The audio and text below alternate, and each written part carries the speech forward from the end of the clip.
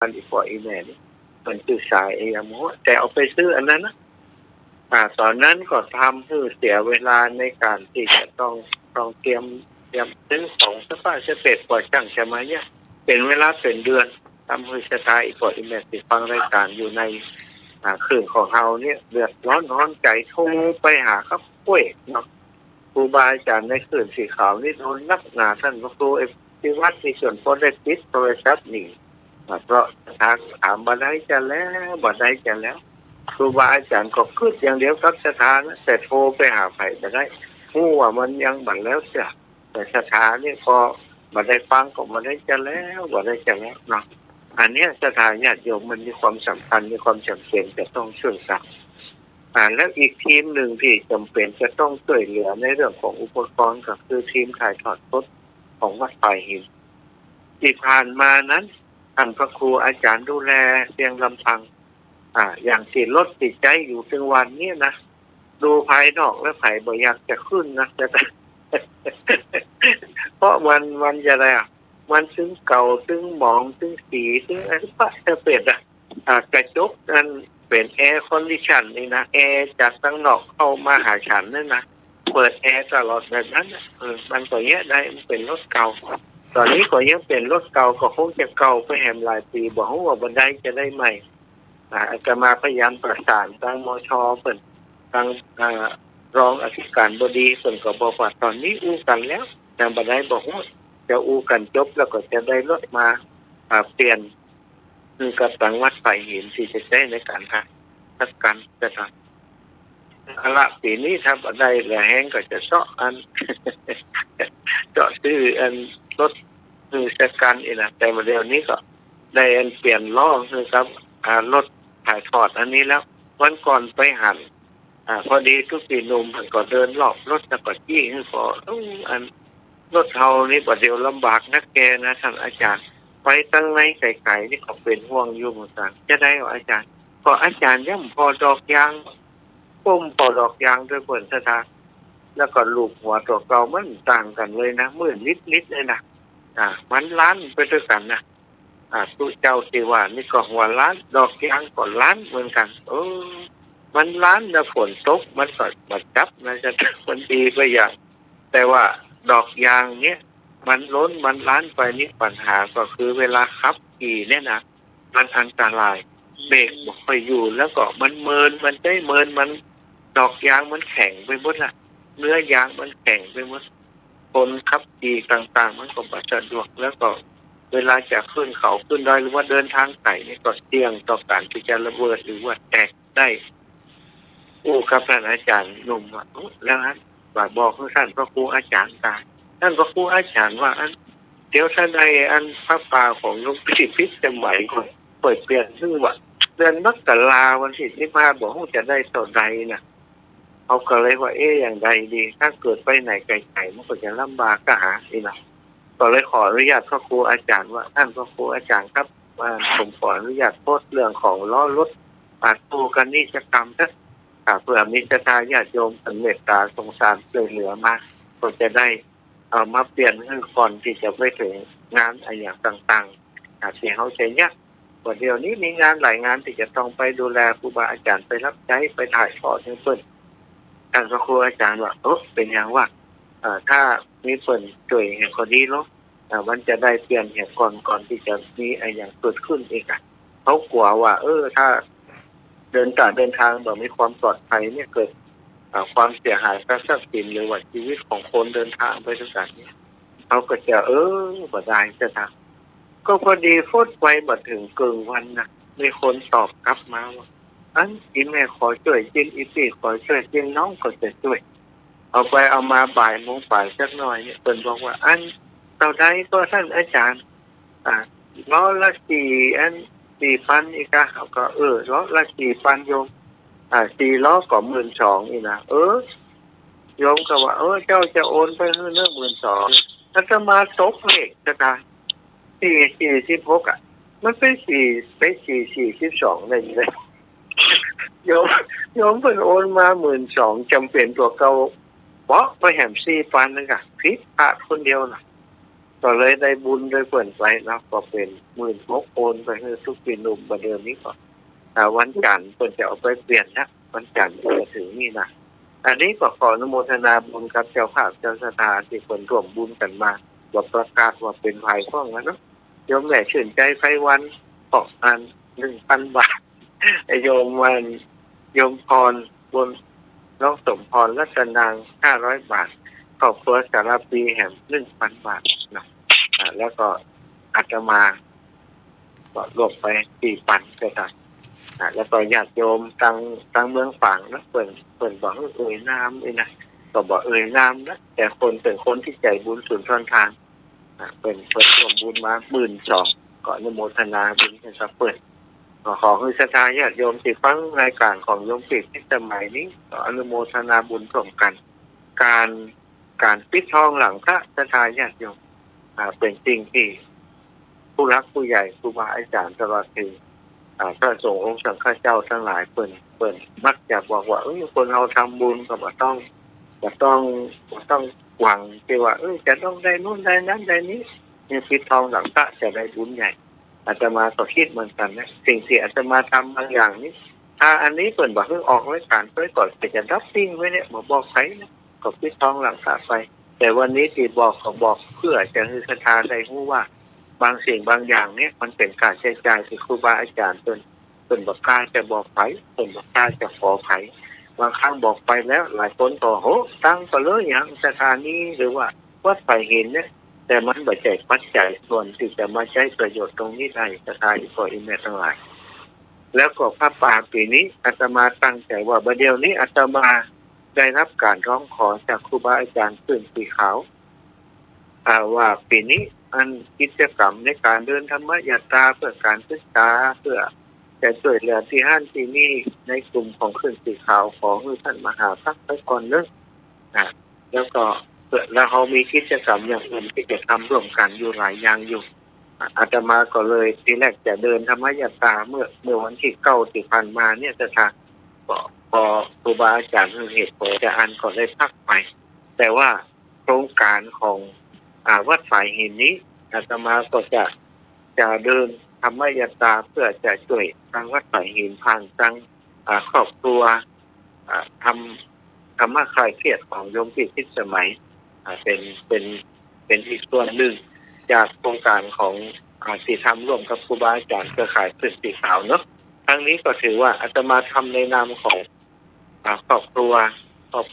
ธรรมะคลายเครียดกับอีปอยอีแม่ทั้งหลายที่จะทำอาตมาจะเดินทุดงในพื้นที่ของที่เครือข่ายวัดสายหินของเขาไปถึงก็เดินเพื่อจะทำให้ประชาชนโยมได้ตื่นตัวให้ความช่วยเหลือหรือว่าจะร่วมบุญด้วยกันในรูปแบบใดก็แล้วแต่อาตมาก็จะบ่อยากจะรับปัจจัยเป็นการส่วนตัวใครจะร่วมบุญด้วยก็ขอให้โอนเข้าในส่วนของบัญชีของวัดสายหินเลยมาต้องมาโอนมาเป็นส่วนตัวของที่อาตมาหรือว่ามาถวายที่อาตมาเพื่อเซฟนะเรื่องความปลอดภัยของตัวเก่าหรือว่าเรื่องความการที่จะถูกข้อหาว่ามาเรียกอะไรอย่างอันอย่างนี้นะก็ขอบอกศรัทธาญาติโยมแจ้งให้ทราบแต่เนิ่นๆว่าจะเดินเพื่อจะเจอวัดสายหิน15 วันที่1ถึงวันที่15จบโครงการวันที่15ตอนเช้าก็เดินถึงวัดสายหินพอดีตานพระปานแล้วตอนบ่ายก็จะได้มีโอกาสบวชทุกเนรตะวันซึ่งตอนนี้ได้มีญาติโยมติดตามเรื่องราวที่อาตมาทำนี้ก็ได้รับทราบแล้วว่าจะบวชเป็นตะวันมีคนเข้าตัวสารพีแจ้งมาว่าที่แม่ขอเป็นเจ้าภาพบาทเนื้อท่านอีกตอนนี้ก็รับทราบแล้วสำหรับบาททุกเนรตะวันตอนนี้มีเจ้าภาพแล้วครอบครัวโยมแม่ขจรสารพีซึ่งมีพ่ออุดมและลูกคนแห่ง2 คนเนาะเป็นสารพีนี่มีบุญอะไรยังคนก็เกิดมาตลอดท่านพระครูสมุวิสุวัฒน์วรกิจโตก็บอกว่ามีงานที่วัดมีคนมาประจำทุกปีนั่นนะจ๊ะอันนี้ก็รับทราบกันนะอาตมาว่าจะสัก5 นาทีนะล้ำเวลาเพิ่นแล้วก็ เอาละก็ขอบคุณครับทางโยมพิสมัยพร้อมครับครอบครัวธรรมะคลายเครียดซึ่งก็มีท่านอาจารย์สมัครนักท่านสามเณรเอารักลุงหนุ่ยแล้วก็โยมพิสมัยทางวันเต่าจะมีเจนนี่นะคนเข้าร่วมรายการด้วย ได้มอบเวลาให้กับอาจารย์มาก็ต้องขอบคุณทุกท่านเป็นอย่างสูงคุณต้องขอบคุณพระอาจารย์ครับผมขอบคุณ พระอาจารย์นะเจ้าที่รู้เจ้าว่าเห็นรายการตัวนะเจ้าที่เขาดักติ้งไปนี่ใจอย่างให้เปิ้นเปิดรายการแล้วก็ปล่อยให้เปิ้นอู้นะเจ้าขอบคุณโยมพี่นักเนอเจริญพรโยมพี่เข้ารายการต่อไปเลยเจ้าเจริญพรเจ้าพักผ่อนได้นอนพรุ่งนี้ในติดรายการของท่านมหาสุชาตินะเจ้าตี3 ถึงตี 5นะเจ้าช่วงนี้เราก็มาพบปะกันในทีมงานธรรมะในเสียงเรานะเจ้าก็วันนี้ตำแหน่งรักปัญญาดานก็มาถึงแล้วนะเจ้าแต่ว่าจะคืนว่าจะลาวันนี้มาตันอยู่เจ้าจะสมัครเจ้าอยู่เจ้าไอ้หน่วยก็อยู่เจ้าวันนี้พบปะกับท่านสมัครเนาะไปมาเราลืมคือจื่อเจ้าก็จะย่อๆเนาะขอความน้อมน้อมแด่องค์สมเด็จพระสัมมาสัมพุทธเจ้าขอความพระพุทธพระธรรมพระสงฆ์แก้วประเสริฐขอความถวายความเคารพครูบาอาจารย์ทุกรูปน้าหมายลุงหนุ่ยพระอาจารย์พระครูสมุวิศวัตรหลวงพ่อสวัยแล้วก็ลุงหนุ่ยแล้วก็อาจารย์สำเนนเอาลักนักการครับครับผมครับผมจะท่านผู้ฟังทุกท่านน้าหมายตัวจ้าย่อเนาะไปเงยเวยเนาะสำเนนเอาลักเจ้าขอกราบนอบน้อมอย่างพระติทไตรรัตนผ่านแผ้วพระเกี้ยวเจ้าทั้ง3ประการหมายมีพระพุทธพระธรรมพระสงฆ์อันเป็นสารณะที่เปิ่งของหมู่เฮาทั้งหลายขอกราบไหว้สาบุญญาปรมีธรรมท่านอาจารย์ท่านพระครูสมุวิสุวัตรวรกิจโยผู้อำนวยการสถานีวิทยุคลื่นพระพุทธศาสนาการศึกษาและวัฒนธรรมพร้อมไปด้วยท่านครูบาอาจารย์พระสงฆ์องค์เนนทุกรูปทุกองค์ด้วยความเคารพอย่างสูงสุดยิ่งครับผมนมัสการท่านอาจารย์สมัครญาณสีโลผู้ช่วยเจ้าวาดวัดป่าหินครับผมครับผมสวัสดีพี่พิสมัยผู้ดำเนินรายการครับแล้วก็สวัสดีลุงนุยครับผมกรรมการครับไหว้สาขอไหว้สาท่านอาจารย์พระมหาสมชาติชาตปัญโยแล้วก็ท่านอาจารย์นิพนธ์พัทยาโนเนาะสุมาเตอร์เนอร์วันนี้ลืมไปเหมือนกันครับผมเขาคิดว่าปัตตานเนาะประธานญาติโยมคิดว่าปัตตานละแกแต่พอดีว่ามันเซตการเทศสวดอภิธรรมก็เซตประมาณ2 ทุ่มเกินก็ปิกมาตันอยู่กะว่าวันนี้ได้ลาเปิดแต่เยอะๆอาตมาจะลาไว้ล่วงหน้าก่อนถ้าตันก็มาถ้าปัตตานก็บอกว่าก่อนถือว่าเอาลาไว้ล่วงหน้าแต่ว่าเมื่อมันตันเวลาก็ได้มามาจากกันนะเอาละวันนี้เขาบอกว่าสิเป็นการเสียเวลาเจิญปบปลาลุงนูนนอกครับผมครับไปองค์เจ้าไปละทุกองค์ครับผมครับไปสาอาจารย์พระครูสมุวิศวัตรครับผมในการรายการครับมาครับผมเจริญพรรับครับผมสวัสดีลุงนุยครับไปสาอาจารย์สงสารนะครับผมวันนี้เป็นของควรมงคลชีวิตของธรรมะเกษตรทุกคนนะครับผมต้องขอบคุณ4 ล้อครับขอบคุณหมดนะครับคิดเหล็กคิดต่างหากนะนี่มาน้ำมนต์ครับโอ้น้ำมนต์คนนั้นนะครับ432ก็ต้อง3เพื่อนกันแล้ว ดีใจเนาะ เนาะ เออ ไปบุระ ไปก็แล้ว ครับผมสวัสดีครับมากเรียนทุกท่านครับผมครับวันนี้มาช่วยไข้หัวนะครับเนาะครับผมโอ้นี่เป็นมงคลชีวิตนะเป็นของขวัญชีวิตครับผมครับ จ้ะ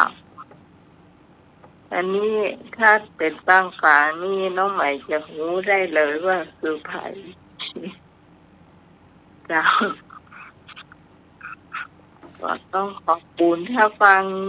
เฟซบุ๊กเนี่ยเจ้าต้องขอบคุณนักๆเลยเนี่ยเจ้าที่ช่วยรถเปลี่ยนล้อรถของเป็นของว่าเนี่ยเครื่องถ่ายทอดเสียงนะเจ้าที่จะไปหั่นไปนี่เนาะขึ้นดอยเป็นอันตรายเจ้าวันพรุ่งนี้ก็จะได้เปลี่ยนกิจกรรมก็คงจะดีขึ้นนะเจ้าช่วงต่อไปเราจะมาทายปัญหาเพลงกันก่อนเนะเจ้า โอ้ทายก่อนหาเพลงเนาะ เจ้าแค่กี่เพลงก็จำมันเตอะเนอะ053-226-058เจ้าหมายเลขนี้หมายเลขเดียวก้า 053-226-058วันนี้ถ้าช่วงเพลงทายมาเลยเนอะวันนี้จะเป็นเพลงอย่างเริ่มต้น เจ้า อาญาโยมท่าอุท่าดาฟังรัน อยากรับ